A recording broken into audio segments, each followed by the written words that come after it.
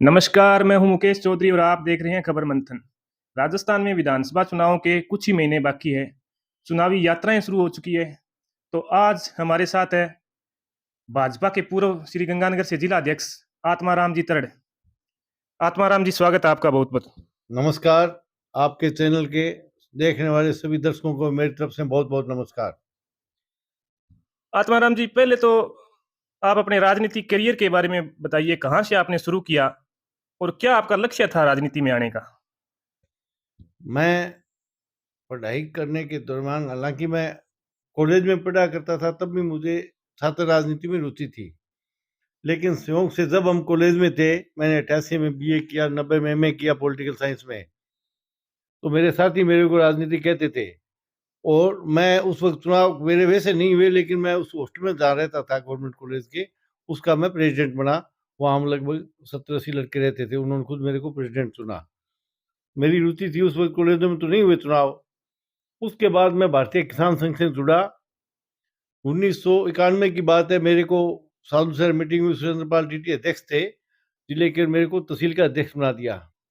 मैं सबसे युवा था, लेकिन मेरी किसानों के साथ जो न्याय होता है, विशेषकर पानी के मामले में, हमारे भाखड़ा क्षेत्र में जो रेगुलेशन बनाते थे, उस वक्त के जो भी सत्ताधीश थे, वो उस जनप्रतिनिधि के साथ जो अधिकारी होते थे, उनके कहे मुताबिक रेगुलेशन बनाते थे। नहर कोई 2 हफ्ते बंद रही, कोई 1 हफ्ते से 2 बार आ गई। तो मेरे मन में थी भी, किसानों का पानी सभी का है।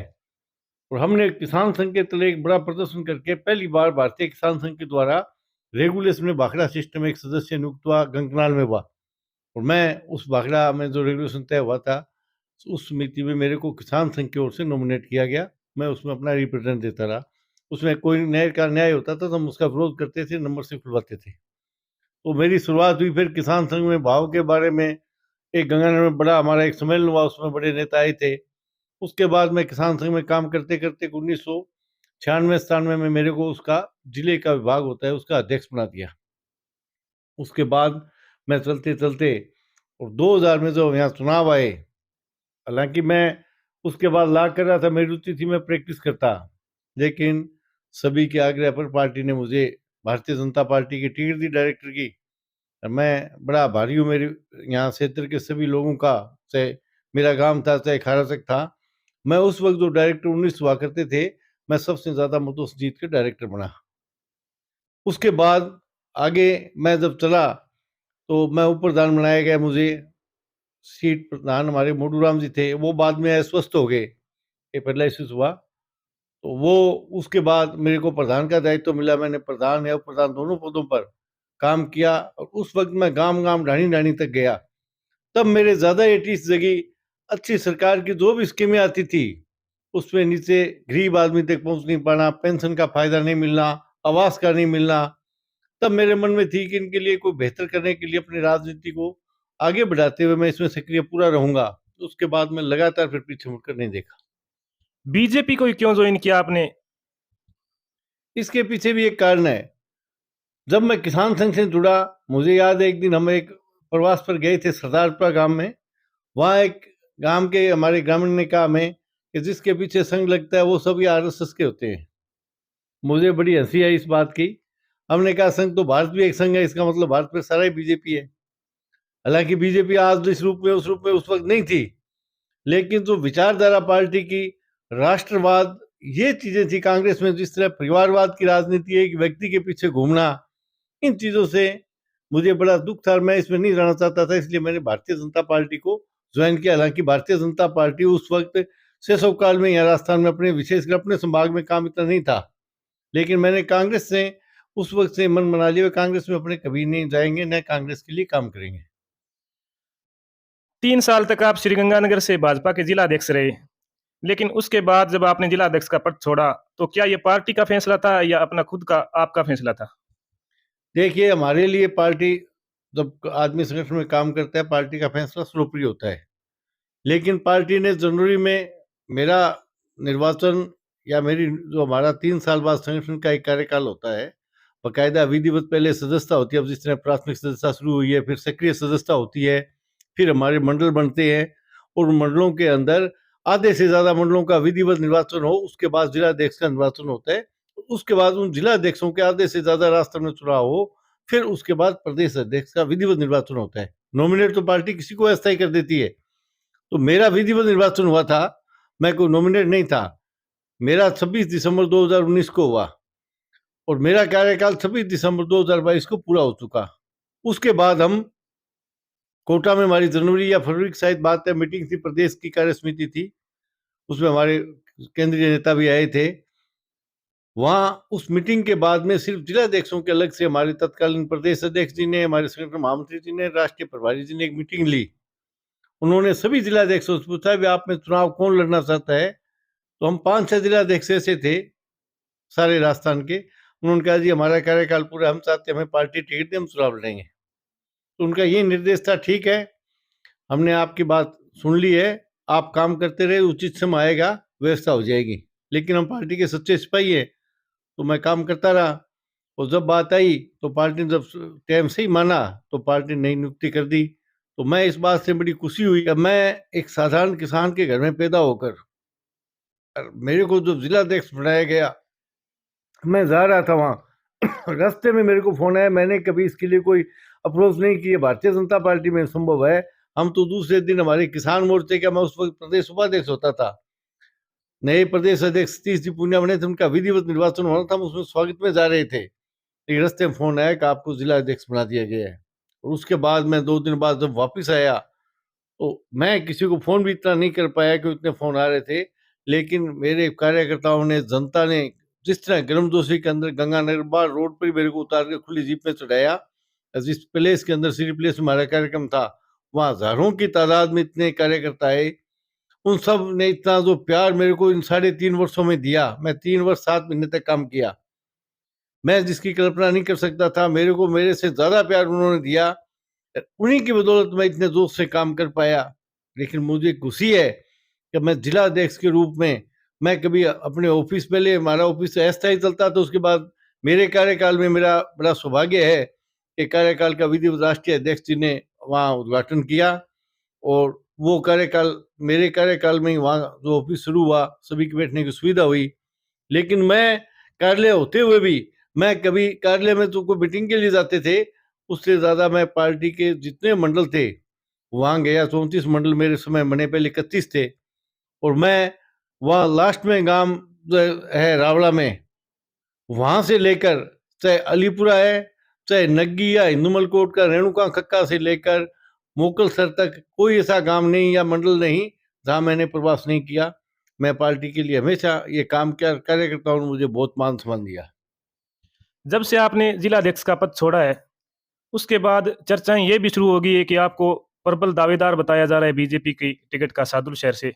तो आपकी क्या राय है इस पे? देखिए, स्वाभाविक है, राजनीति जो करता है, मेरे को 32 साल हो गए राजनीति में काम करते हुए। मैं 1991 में इसका तहसील का अध्यक्ष बना था। उसके बाद मैं 2000 में जब उप प्रधान बना, उसके बाद पार्टी ने मेरे को जिले का उपाध्यक्ष बनाया। मैं 20वें मंडल का अध्यक्ष रहा सादुल शहर देहात का। मैं जिले का 2010 में महामंत्री बना। महामंत्री के बाद मेरे को प्रदेश का उपाध्यक्ष बनाया। इतने लंबे बीच में मैं सदस्यता का संयोजक रहा। ऐसे अनेकों काम पार्टी ने जो मुझे दिए, तो स्वाभाविक होती है राजनीति। मैं खुद जनप्रतिनिधि रह चुका हूँ, मेरे को इस बात का मेरे भी होता है मन में, राजनीति में जो काम करता है स्वाभाविक है जनता की सेवा करे। अब इतनी अच्छी सरकार की स्कीमें हैं, लेकिन मोदी सरकार ने आम आदमी के लिए जो किया, लेकिन नीचे हम धरातल पर देखते हैं अकेला मोदी क्या कर सकता है, वहाँ उनका सही फलीभूत नहीं होना या राजनीतिक आधार पर किसी के साथ भेदभाव करना, तो मेरे मन में थी। मैं खुद गांव में एक आम किसान के घर में पैदा हुआ, ये मन में थी कि आम आदमी के लिए, गरीब आदमी के लिए, समाज के अंतिम छोर पर बैठा है, ये हमारी पार्टी का मूल मंत्र है दीनदयाल उपाध्याय जी का। जब देश असली मायने में आजाद होगा, जब समाज के अंतिम छोर पर बैठे व्यक्ति तक सरकार की स्कीमें पहुंचे और उसका भी विकास हो, तभी देश में सही मायनों में आजादी होगी। और मैं इस पार्टी के द्वारा इसको फलीभूत होते देख रहा हूँ। लेकिन और ज्यादा विकास हो, विशेषकर मेरे क्षेत्र में, ये मेरी भावना थी। उसका माध्यम यही है कि जनता मुझे प्यार जिस तरह दे रही है और पार्टी में जिस तरह मैंने काम किया है, मुझे पूरा विश्वास है कि मुझे टिकट देगी। कार्यकर्ताओं का, जनता का भी आग्रह था कि आप चुनाव लड़े, तो मैंने उन सभी को आग्रह को स्वीकार करते हुए ये राह चुना है। मुझे उम्मीद है कि जिस तरह मेरे को पार्टी ने आश्वासन दिया, मेरे को टिकट मिलेगी। सादुल शहर का जो क्षेत्र है, सादुल शहर ही नहीं, गंगानगर और हनुमानगढ़, पिछले कई वर्षों से बैकफुट पर आ गया है, पिछड़ा हुआ माना जा रहा है। सिंचाई पानी की समस्या, नशे की समस्या, युवा जो है वो नशे में जा रहे हैं। तो इसके ऊपर आपकी क्या राय है, और क्या अगर आप जीत कर आते हो तो क्या करना चाहोगे, इसके ऊपर क्या करोगे आप? यह आपकी बात सही है। हमारे 3 नहर परियोजनाएं जिले में पानी लगता है, जिनमें 1926-27 में महाराजा के काल में गंग नहर आई। बाकायदा पंजाब से सौदा सारा तय होके समझौता हुआ है। भालपुर रियासत, तीनों रियासतें, स्टेट पंजाब स्टेट और राजस्थान बीकानेर रियासत थी। इसके बाद 1958 के लगभग हमारे भाखड़ा और आईजीएनपी का इनका थोड़ा ही फर्क है, बराबर सी आई। हमारा क्षेत्र ज़्यादातर पहले भाखड़ा क्षेत्र में था, अब जो नया परिसीमन के बाद गंग नहर भी है। लेकिन सबसे बड़ी दुर्गति और बदकिस्मती ये है कि हम पंजाब पर निर्भर है। हालांकि अंतर्राज्य समझौते के मुताबिक पानी पंजाब में देने के लिए कोई एहसान नहीं करा। हमारा ये एक हक है देश के अंदर, जो इस तरह की संपत्तियां होती है, जल सभी का है। हमारा 8.6 एमएफ पानी हमारा पंजाब में जो डेमो के अंदर शेर है। लेकिन पंजाब ने जब नहरें बनी उस वक्त हमारा सिस्टम डेवलप नहीं था। तब उन्होंने कहा था आपका सिस्टम जब डेवलप होगा हम आपको पूरा पानी देंगे। लेकिन आज तक 0.6 एमएफ पानी हमें वो नहीं दे रहा है। और पंजाब हमारा पानी खुद जानबूझकर उसे पाकिस्तान देना मंजूर है, हमारा हक मार रहा है। और इसके साथ विशेषकर हमारा भाखड़ा जो क्षेत्र है, इसमें बहुत ज़्यादा इस बात की दिक्कत है। भाजपा शासन में धन्यवाद दूंगा कि हमने खानों का काम बड़े स्तर पर यहाँ करवाया। उसके बाद सीएडी में खाने बने। तो ये काम इस किसान के लिए दो ही चीज़ें होती है। एक तो पानी की बात, पहले हमारा जो सारा पोर्शन टेलों पर पड़ता है, चाहे मेरे गांव की टेल हो, चाहे लालगढ़ की टेल हो, चाहे ताखना वाली की टेल हो, ये सारे गांव मखीर पर है, गणेशगढ़, इन गांवों में पानी की बड़ी दिक्कत थी। तो दूरपुरा वो साइड है, जो सारी नहरें टेल पोर्शन है। तो नहरें पक्की हुई, इसके बाद खाले पक्के हुए, तो किसान के खेत में पानी जा रहा है। किसान के खेत में हरियाली होगी तभी उसके खुशहाली आएगी, तभी एरिया खुशहाल होगा। नशा सरेआम बिक रहा है, सादुल शहर है, चाहे हनुमानगढ़ है, चाहे गंगानगर है। सादुल शहर, अपने जो वर्तमान विधायक है वो सादुल शहर से ही हैं, तो वहां पर कुछ नहीं कर पा रहे हैं। तो गाँवों में भी, अब तो गाँवों तक भी पहुंच गया है, हर गांव ढाणी तक पहुंच गया है नशा। जो पंजाब में हालात है वो गंगानगर और हनुमानगढ़ के बने हुए हैं। विधायक बनते हो तो इसके ऊपर कितना कार्य करोगे आप? मैं आपकी बात से सहमत हूँ। हमारी जब सरकार के बाद 18 में चुनाव हुए, वर्तमान विधायक हमारे जो कांग्रेस के हैं, इनका एक बड़ा मुद्दा था। एक तो पहले पानी पीने, उन्होंने कहा मेरे को पानी लेना आता है, 1872 लेंगे। लेकिन दुख तब होता है, चाहे पहले अपने भाखड़ा सिस्टम बंद हुआ, कभी इन्होंने पंजाब की सीमा पार करना उचित नहीं माना। सिंचाई मंत्री ऐसे आदमी को बना दिया जिसको पता ही नहीं भी क्या सिस्टम होता है, कैसे होता है। अब कल वो गए गंगनाल के लिए, पानी अपने लेने गए थे, उन्होंने पंजाब वालों का हमें जमीनें दे दो, हम नहर निकालनी है। कहा हम उसके लिए आप कागज भेजिए, हम प्रयास करेंगे। तो उसके लिए सैद्धांतिक सहमति तक दे रहे हैं। तो एरिया की बदकिस्मती विशेषकर हमारे क्षेत्र की, यही हमारे विधायक महोदय ने, चाहे कागजी घोड़े कितने उड़ाने की बात वो करे, लेकिन इस मामले में धरातल पर कोई काम नहीं हुआ। हमारा भाखड़ा क्षेत्र दोनों बार पिछली और इससे आगे वाली खरीफ की जो बिजाई थी वो भगवान भरोसे थी, किसी के डिग्गी में पानी था या बरसात से हुआ। लेकिन अगर उस वक्त प्रयास करते तो वाया सरिन फिल्टर पानी हो सकता था, ले सकते थे। दूसरा, नशे की जो बात आपने कही है, ये वास्तव में एक समाज की बड़ी समस्या है। नशा इतना ज़्यादा फैल चुका है, आप देखते हैं। यही कारण कि एक हमारे एरिया में बड़ा उद्योग नहीं है।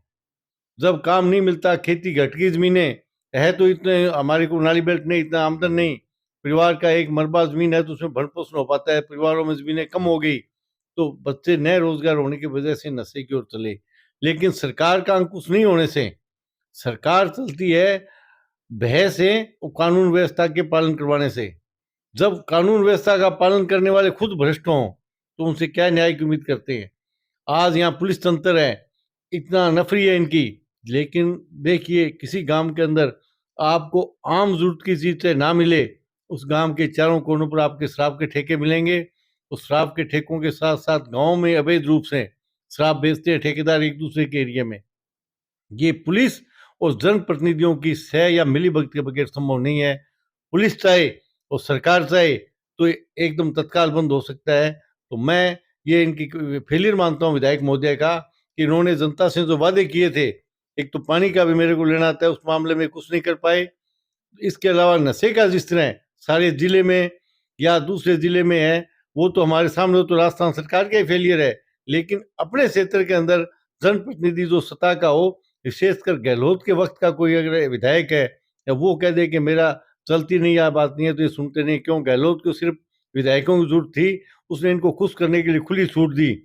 तो इन्होंने अवैध काम पाने में अगर इनकी सह नहीं होती तो इस पर अंकुश होता, लेकिन ये कार्रवाई नहीं कर पाए, इसलिए फेलियर भी है इनका। और इसका हमारे एरिया में जो चलन है बहुत नुकसानदायक है। मैं ये कहता हूँ, पार्टी अगर मेरे को ये मौका, पार्टी अब की बार जिस तरह मुझे पूरी उम्मीद है पार्टी मौका देगी, तो मेरा पहला प्रयास ये होगा कि इन अवैध गतिविधियों पर बिल्कुल प्रभावी कार्रवाई होकर बंद हो। जो भी पुलिस अधिकारियां होगा उसकी मजाल नहीं होगी, अगर कोई भ्रष्ट होगा तो मैं इसको यहाँ से चलता करूंगा। मैं जनता का 3 लाख का जो आदमी प्रतिनिधि बनता है, वो ये नहीं कह सकता कि मेरी चलती नहीं है, मेरी बात नहीं है। इसके अलावा दूसरा, मैं चाहूंगा कि पानी के लिए स्थायी समाधान करने के लिए प्रभावी कार्रवाई हम करें। हमारी सरकार बने, सिंचाई मंत्री हम सारे इसका ऐसा एक प्रोजेक्ट तैयार करें। बहुत हमारे वरिष्ठ इंजीनियर यहाँ बैठे हैं, ये रोज रोज की हमारी समस्या न रहे। और दूसरा, यहाँ उद्योग भी, चाहे गांव में छोटे उद्योगों को बढ़ावा दें। मोदी सरकार इतने उद्योगों के लिए काम दे रही है, अगर उनका नीचे फील्ड तक काम हो, फलीभूत हो, युवाओं को काम भी मिलेगा और बेरोजगारी कम होगी, तो समाज के अंदर जो अपराध है वो भी कम होंगे। हनुमानगढ़ में किसानों ने पानी को लेकर जो धरना दिया, तो वहां पर अपने जो एरिया के कोई भी नेता है वो वहां पर नहीं पहुंचे। आप उस समय कहाँ थे? आपकी जो बात है, उस वक्त मैं उसमें स्पष्ट बताऊं आपको, हमने सबसे पहले, मैंने खुद शुरुआत करके हमारे पूर्व सिंचाई मंत्री और बहुत से वरिष्ठ नेताओं को मैंने खुद फोन करके हम चीफ इंजीनियर से मिले। तब तक बंदी प्रस्तावित थी। हमने यही मांग की कि बंदी न की जाए, इस बंदी को आगे किया जाए और पानी की वैकल्पिक व्यवस्था सिलेंडर फीडर के मार्फत हो। चीफ इंजीनियर ने हमारे को पूरा आश्वासन दिया कि मेरा पूरा प्रयास रहेगा कि बंदी, पहली बात या तो आगे हो, नहीं हो तो आपको 850 क्यूसेक पानी वाया सिलेंडर फीडर दिया जाएगा। उसके बाद जब हमें पानी नहीं मिला, फिर हम वरिष्ठ सभी लोगों को मैं साथ लेके, हमारे विधायक भी थे उसमें, हमने यही मांग दोबारा रखी कि हमें पानी आप फीडर से दे सकते हो। ठीक है, आईजीएनपी बंद करना वो काम एक होना जरूरी है, हम सबके लिए अच्छा है वो, लेकिन हमें वाया फीडर पानी दे सकते हो। उन्होंने कहा जी इसके लिए वो थोड़ा बहुत काम बाकी है, वो करके आपको 28 तारीख बताई, उनके लगभग हम पानी दे देंगे। लेकिन फिर भी सरकार के स्तर पर गंभीर प्रयास हुए नहीं और उन्होंने पानी सिंचाई विभाग ने नहीं दिया। उसके बाद किसानों ने वहां प्रदर्शन जो रखा, हालांकि विधिवत रूप से उन्होंने कोई राजनीतिक, पहले दिन के लोग ये बताते हैं, उन्होंने कहा भी हमारा गैर राजनीतिक है। मैं पार्टी के जिला अध्यक्ष के नाते जाऊं तो स्वाभाविक है, राजनीति तो बात वहां बैठे होते हो ही जाती है। लेकिन मैं किसानों की बात से सहमत था। मेरे सारे कार्यकर्ता या किसान भाई, चाहे मेरे गांव से हैं, चाहे मेरे मिलने वाले बहुत कार्यकर्ता फोन करते थे, किसान फोन करते थे, मैं क्यों जाओ, हम सबका मुद्दा है, हम, हमारा मांग है पानी मांगना। हमने उसके लिए प्रयास किया। मैं उस वक्त 2 या 3 दिन तो हकीकत में यहाँ नहीं था, बाहर गया हुआ था, लेकिन यहाँ था तो भी मेरी उसके साथ पूरा सहयोग और समर्थन था। मैंने किसी कार्यकर्ता को या किसान को ये मत कहा कि किसान आंदोलन या पानी की जो बात है बाखड़ा की हमारे से अलग है, इसके साथ आप मत जाओ। हमने कहा नहीं, हम इस बात से सहमत है, पानी मिलना चाहिए। किसी समस्या को हल करवाने के लिए प्रयास अलग अलग हो सकते हैं। मैं पॉलिटिकल स्तर पर चाहे जहाँ भी बात करनी है, हम लोग भी कर रहे थे, और वो किसान साथी प्रदर्शन के नाते प्रयास कर रहे थे, तो वो भी उनका काबिल तारीफ था। इस कारण हम इससे अलग नहीं थे। बीजेपी इस बार राजस्थान में किन मुद्दों को लेकर चुनाव मैदान में उतरेगी? देखिए, सबसे बड़ा मुद्दा, ये सरकार 3 या 4 मुद्दों पर बनी थी। इन्होंने, हालांकि वोट का अंतर सारा 1.5 लाख वोटों का था सारे राजस्थान में। इनका पहला मुद्दा, इनके तत्कालीन जो राष्ट्रीय अध्यक्ष राहुल गांधी ने राजस्थान में कहा कि मैं 1 2 3 10 गिनूंगा, किसानों के कर्जे माफ कर दूंगा। राजस्थान के भोले भाले अनपढ़ आम किसान ने ये समझा ये तो बहुत बड़ा कोई देवदूत है, तो कृष्ण भगवान के बाद अवतार लिया, इसने सारा कर्जा माफ कर देगा। स्वाभाविक आम आदमी इन बातों में आ जाता है। युवाओं के लिए इसने बड़ी लुभावनी बात की। गहलोत सरकार ने अपने घोषणा पत्र में कि हम सभी युवाओं को रोजगार देंगे भारी संख्या में, जो नहीं दे पाए तो उनको बेरोजगारी भत्ता देंगे। और तीसरा बड़ा मुद्दा इन्होंने कहा, हम बिजली के मूल्य नहीं बढ़ाएंगे। लेकिन इन तीनों मुद्दों पर इनकी कथनी और करनी का सामने आज रिजल्ट। इन्होंने किसानों को कर्जे के नोटिस थमाए। राजस्थान में 19,000 से ज्यादा किसानों के कुर्की के नोटिस जारी हो चुके हैं। कार्रवाई हो चल रही है। हमारे जिले में भारी संख्या में, हमने कई बार पार्टी स्तर पर भी, व्यक्ति किसानों के स्तर पर हम उसका विरोध भी करते हैं। ये इनकी कथनी करने का पहला उदाहरण है। इनके राष्ट्रीय अध्यक्ष ने कहा था, भरी सभा में कहा, इन्होंने खूब प्रचारित किया, नाम मात्र की उन्होंने सहकारी समिति के कर्जे जो माफ किए, तो किसी गांव में सहकारी समिति है, सारे किसान उसके शेयर होल्डर नहीं होते। उसमें कुछ तो हमारी वसुंधरा सरकार ने जब बीजेपी की थी तब भी किए थे। दूसरा बड़ा मुद्दा, इन्होंने युवाओं के साथ धोखा किया। रोजगार इनके खुद के जो मंत्री हैं, इनके आगे पीछे घूमने वालों को उनको मिला, या जिन्होंने मोटा पैसा दिया। इसमें सबसे ज्यादा आम गांव का आदमी, किसान का बेटा, गरीब का बेटा मारा गया। क्यों? 20-20, 30-30 लाख ये पैसे इन्होंने लिए। हालांकि अब जांच हुई, रीट में घपला पकड़ा गया, लेकिन उसके तार देखिए कहाँ तक है। आरपीएससी राजस्थान की सबसे प्रतिष्ठित संस्था थी, उसको इन्होंने बिल्कुल तार तार कर दिया, उसका साख खत्म हो गई। उसके जो नॉमिनेट सदस्य थे, जो खुद सरकार के द्वारा नॉमिनेट होते, जिसका सीएम हाउस में सीधा आना जाना था, वो जो पकड़े भी गए हैं। तो वो संभव है, ऐसा काम जो आदमी करता है वो बगैर मिली भगत का नहीं होता। तो ये तार इनके ऊपर तक स्रोत है, जो इनकी सत्ता है वहां तक पहुंचे हुए हैं। बड़ा पैसा इन्होंने इकट्ठा किया।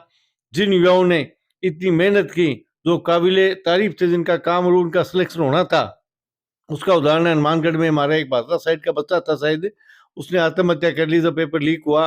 उसने, उसके बाप ने मजदूरी करके उसको पढ़ने के लिए भेजा। उसकी उम्मीद थी कि अब की बार मेरा सिलेक्शन हो जाएगा तो मैं उसमें सही रहूंगा। लेकिन उसके साथ जब पेपर लीक हुआ तो उसकी इतना मानसिक अवसाद हुआ कि उसने आत्महत्या कर ली। ये तो मैं एक उदाहरण बताया। और बहुत से लड़कों के रिश्ते छूट के घर में दिक्कतें हुई। तो ये सब गहलोत सरकार का सबसे बड़ा युवाओं के साथ और आम आदमी के साथ धोखा था। दूसरा और तीसरा सबसे बड़ा मुद्दा इनका बिजली पर था। बेरोजगारी भत्ता मैं भी तो बताना चाहूंगा, वो तो सिर्फ कहने की बात थी। आप चाहे अपने आस पड़ोस में कहीं देखिए, कितने बेरोजगारों को बेरोजगारी भत्ता मिल रहा है। वो जो कहा था वो भी इन्होंने नहीं दिया। चौथा बड़ा मुद्दा इसमें यह था कि इन्होंने बिजली की बात कही थी, बार बार ये कहते थे हम बिजली के मूल्य नहीं बढ़ाएंगे। आज हम भुगतभोगी है उसके। हमारे भाजपा शासन में 24 घंटे बिजली हुआ करती थी। जो इन्वर्टर लगाने वाले, वो उनकी बिक्री बंद होगी, लोगों ने जनरेटर अपने बेच दिए थे, कहीं जरूरत नहीं थी। 24 घंटे बिजली आपूर्ति होती थी गाँव के अंदर। आज हालात ये हुई कि बिजली के मूल्य ने एक नहीं, उन्हें 8 या 10 बार बढ़ाए। इसके साथ साथ बिजली की आपूर्ति बंद कर दी। अब कह रहे हैं 100 यूनिट फ्री करेंगे, 200 करेंगे, लेकिन लाइट है ही नहीं, अपने आप ही फ्री होगी। कितना बुरा हाल है इस भयंकर गर्मी में। बच्चे, छोटे बुजुर्ग, उनके इतनी भयंकर दिक्कत हो रही है। आम आदमी का जीना मुहाल हो गया है। उसके साथ साथ जो रोजमर्रा के काम है आजकल, वो भी सब बिजली से होते हैं, वो बंद पड़े हैं। इससे ज्यादा इस सरकार का फेलियर क्या होगा। वो इस स्थिति में कि राजस्थान के जो थर्मल का सबसे ज्यादा बिजली उत्पादन हमारे सूरतगढ़ में होता है, उसमें बार बार कोयले का कई बार ब्लैक डे आया, कोयले की आपूर्ति प्रभावित हुई। नया सरकार वहां से जहाँ कोयला इनको लेना होता है, वो उनका ब्लॉक से आवंटन या जो दिक्कतें थी, लेकिन प्रभावी कार्रवाई नहीं करने से सरकार इन मुद्दों पर बिल्कुल फेल हुई है। बीजेपी की बात कर रहा हूं मैं कि बीजेपी के क्या मुद्दे होंगे जो इस चुनावों के अंदर? हमारा सबसे बड़ा मुद्दा, कांग्रेस ने जो आम आदमी में भय पैदा किया, आज आम आदमी सुरक्षित नहीं है। चारों तरफ इतने अवैध गतिविधियां। राजस्थान के अंदर कभी इस तरह के गैंगस्टर नहीं होते थे, लेकिन हमारे गंगानगर तक किसी बड़े व्यापारी को धमकी देना, चाहे और कहीं देना। महिलाओं की इज्जत सुरक्षित नहीं है। एक नहीं, एक से बढ़कर कई कांड राजस्थान में महिलाओं के साथ, जिस तरह सरेआम गैंगरेप होना, बच्ची को पिछले दिनों में जला के मार दिया, ये इस सरकार का फेलियर है।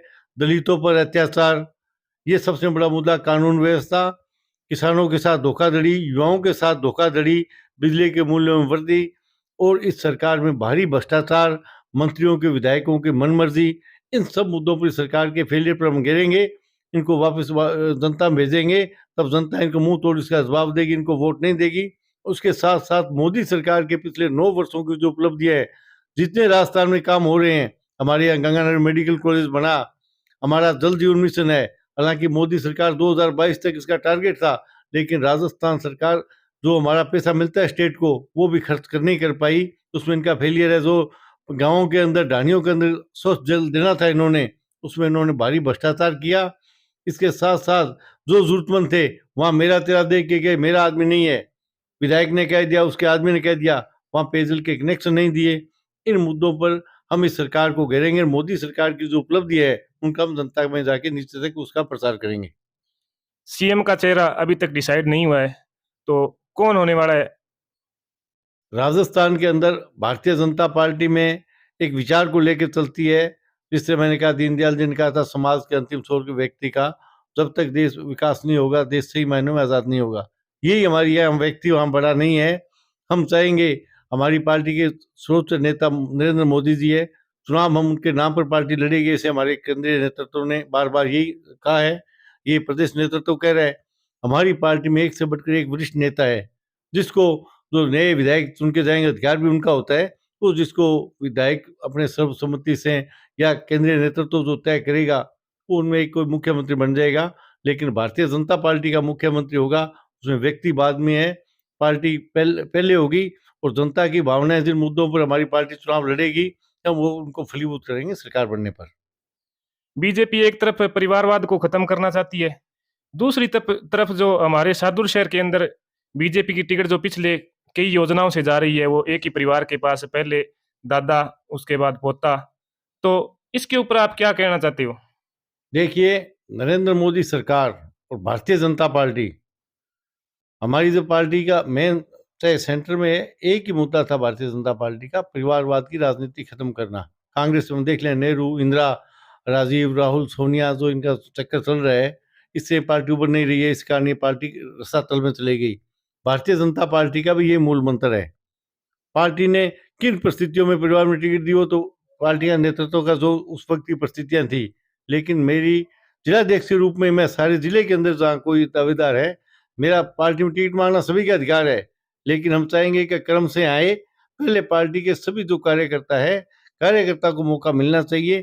कार्यकर्ता के रूप में कोई परिवार से है तो उसको चाहे बाद में मौका दें, लेकिन पार्टी में परिवर्तन जरूरी है। आम जनता परिवर्तन चाहती है, तो पार्टी के कार्यकर्ता को टिकट मिले, इस कारण मैं इस लाइन में आया। अब मुझे उम्मीद है पार्टी मुझे मौका देगी, मैं चुनाव लड़ूंगा। बीजेपी ने जो परिवर्तन यात्रा शुरू की है, शुरू करने जा रही है, तो उससे बीजेपी को क्या फायदा होगा? देखिए, राजस्थान की जनता इस सरकार को बदलने का मानस बना चुकी है। परिवर्तन शब्द यही है, बदलाव होना चाहिए। इस सरकार के खिलाफ जनता में बहुत आक्रोश है। इन्होंने हर जगह आम जनता, आम आदमी को परेशान किया।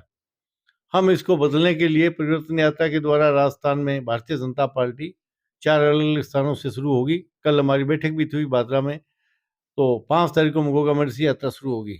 इसमें पार्टी के सभी प्रदेश के नेता, राष्ट्रीय नेता आएंगे, बड़ी सभा होकर हर विधानसभा में सभाएं होगी, स्वागत होंगे। इसके मार्फत हमारे केंद्र के नेता, प्रदेश के नेता आम जनता को ये संदेश देंगे कि भारतीय जनता पार्टी आम आदमी को स्वच्छ प्रशासन देगी, अच्छी आपूर्ति करेगी बिजली की, किसानों को पूरा पानी देगी और आम आदमी को उठाने का काम करेगी। भय मुक्त राजस्थान में प्रशासन देगी। इन्हीं मुद्दों पर हमारी ये परिवर्तन यात्रा है। तो जनता का जो जोश है, जो जिसने समर्थन मिल रहा है, आप देखिए यात्रा के बाद राजस्थान में फिजा ही बदल जाएगी और हम 175 प्लस आएंगे, ऐसा जनता का जो मानस है हमें पता लग रहा है। इसी मुद्दे पर ये परिवर्तन यात्रा हो रही है और इसकी सारे राजस्थान के 50 जो नए इन्होंने जिलों गठन के हिसाब से हुए हैं, उन जिलों में यात्रा जाएगी। 50-50, कहीं 48, कहीं 52 विधानसभा में एक-एक यात्रा 17-18 दिन चलेगी। उसके बाद पार्टी शायद बड़ा एक जयपुर में प्रदर्शन भी होगा। इनके द्वारा आम जनता में इतना ज़्यादा माहौल बनेगा कि कांग्रेस सरकार को, जिस तरह के एक मंत्री ने कहा था, शायद एक फार्चूनर में जीते इतने विधायक आएंगे। एक अंतिम सवाल आपसे, आपको अगर टिकट नहीं मिलती है, तो क्या आप पार्टी के साथ जाएंगे या आज़ाद उम्मीदवार के रूप में अपना शक्ति प्रदर्शन करेंगे? मैं आपको बताऊं, मैं पार्टी का बड़ा अनुशासित सिपाही हूँ। पहली तो ये बात है कि मुझे 100% टिकट पार्टी मुझे मिले देगी और मेरे को मिलेगी। क्यों? कि मेरा जो पार्टी का इतिहास है 32 सालों का, मेरे को आप सबको ध्यान होगा, नहीं ध्यान है बताना चाहूँगा। जब त्याग देने की बात आई तो मैंने त्याग भी बहुत बड़ा किया पार्टी के लिए, लेकिन मैं अपनी निष्ठा से नहीं डगी हुआ। मैं अडिग खड़ा रहा अपनी निष्ठा पर। 2010 में प्रधान के चुनाव की बात थी, जो मेरे साथ बात थी वो पूरी नहीं हो रही थी। मुझे प्रधान मेरी महिला को, मेरी पत्नी को बनाना था, लेकिन तब भी मैं अपने पार्टी के सिद्धांत पर रहा। मेरे को दूसरे दो गठबंधनों से मुझे ऑफर मिल रहे थे, लेकिन मैं, पार्टी मेरे लिए सर्वोपरि है। पार्टी ने जो इस तरह मुझे मान सम्मान दिया और मेरा जिस तरह कार्य करने का तरीका, आम जनता में जो प्यार और मेरी विधानसभा के अंदर लोगों का जो स्नेह है, या जितने लोगों के मेरे पास मैसेज आ रहे लोग मिल रहे हैं, तो मुझे पूरा विश्वास है पार्टी इन सब बातों को देखते हुए मुझे टिकट देगी। मैं इस विधानसभा में सबसे अच्छे वोटों से जीत के जाऊंगा और मुझे ये विश्वास है मेरे दूसरे साथी, देखिए लोकतंत्र में टिकट मांगना सभी का अधिकार है, लेकिन वो सब लोग भी मेरे साथ लगेंगे, कहीं ऐसी दो राय नहीं। मैं हमेशा पार्टी के लिए मैंने हमेशा काम किया है, तो वो स्वाभाविक है। ठीक है, टिकट मांगते हैं, अब अगली बार किसी और कार्यकर्ता का आगे होगा, मैं चाहूंगा कि बदलाव होना चाहिए, एक एकाधिकार नहीं मैं बोलूँ तो मेरा एकाधिकार रहे। तो इस मामले में सभी लोग साथ लेंगे, भारी बहुमत से मेरे नेतृत्व में ये सीट हम जीतेंगे, ऐसा मेरा विश्वास है। दूसरी बात सोचने की जरूरत ही नहीं है। इस वीडियो के जरिए सादुलशहर के विधानसभा क्षेत्र की जनता को आप क्या संदेश देना चाहेंगे? मैं सभी इस क्षेत्र की जनता से यही निवेदन अपील करूंगा कि लोकतंत्र में आप सब भगवान हैं। आपके एक क्लिक से इस क्षेत्र का, इस राजस्थान का भविष्य तय होगा। जिस तरह पिछले 5 वर्षों में हमने अराजकता देखी, युवाओं के साथ जो धोखाधड़ी हुई, किसानों के साथ हुई, आम आदमी के साथ हुई, इस भ्रष्ट सरकार को उखाड़ फेंकने के लिए आप सब भारतीय जनता पार्टी को वोट करें। आपका स्नेह प्यार मेरे साथ जो है, पार्टी जिस तरह मुझे मौका देगी, आप मुझे जिताएं।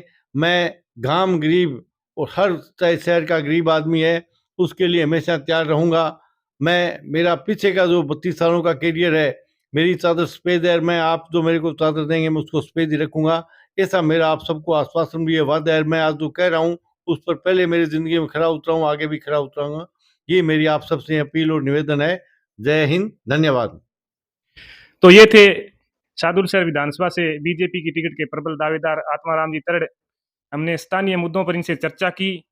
अगर वीडियो आपको अच्छा लगे तो शेयर जरूर कीजिएगा। अगर आप फेसबुक पर देख रहे हैं तो पेज को फॉलो करें, और अगर आप यूट्यूब पर देख रहे हैं तो मेरे चैनल को सब्सक्राइब करें। धन्यवाद।